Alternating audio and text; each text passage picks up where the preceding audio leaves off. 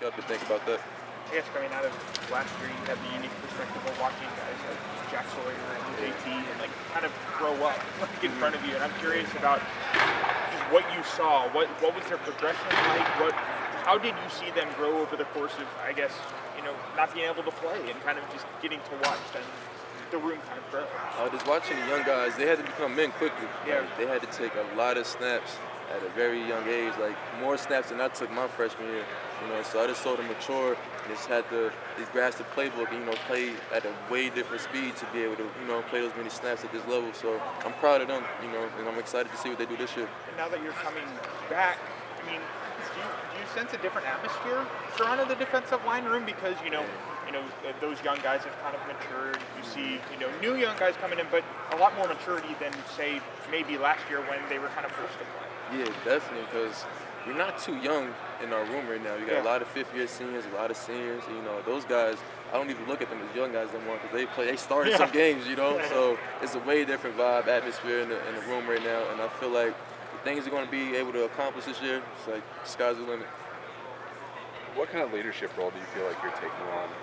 Like, obviously being kind of the elder statesman of the room. Honestly, just being a mentor and trying to have an answer for every question.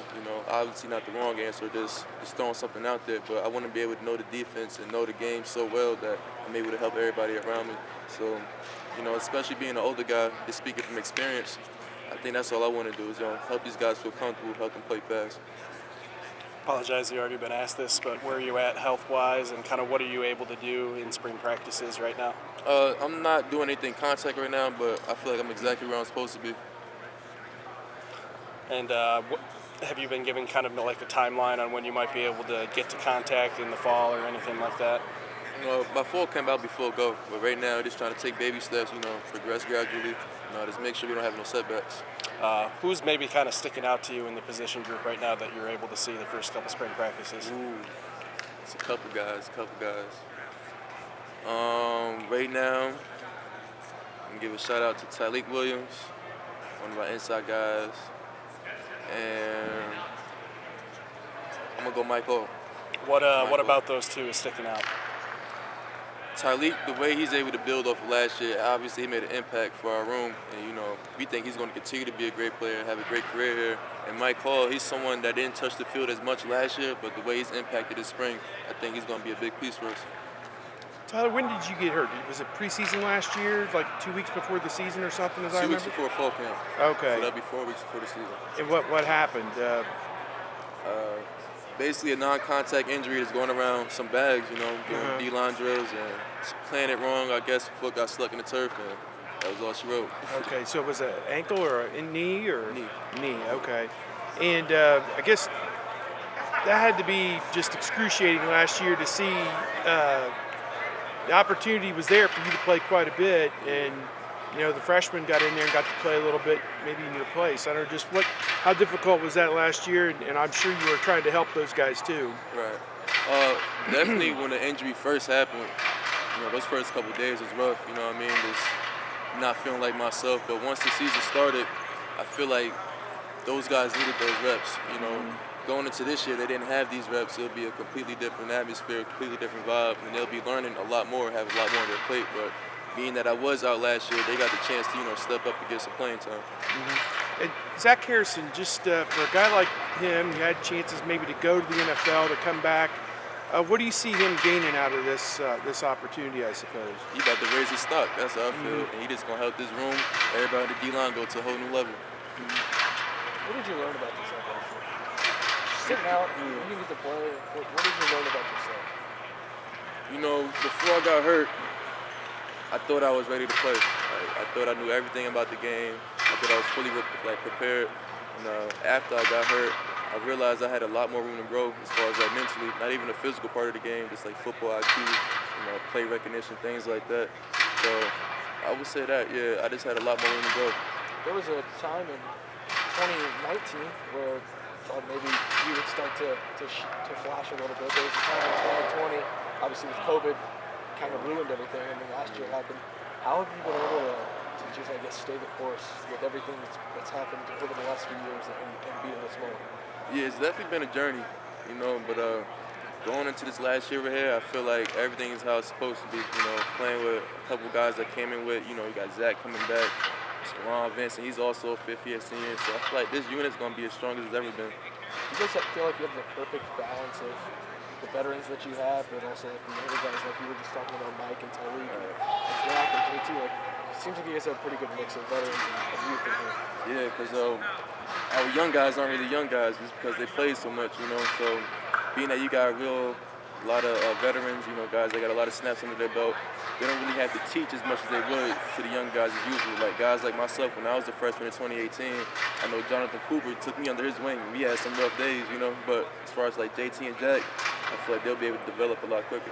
Have you seen yourself develop more as a leader since you had to sit out last year because you weren't able to play? You had to do something to help your teammates. Like, have you seen that your leadership qualities kind of grow a little bit?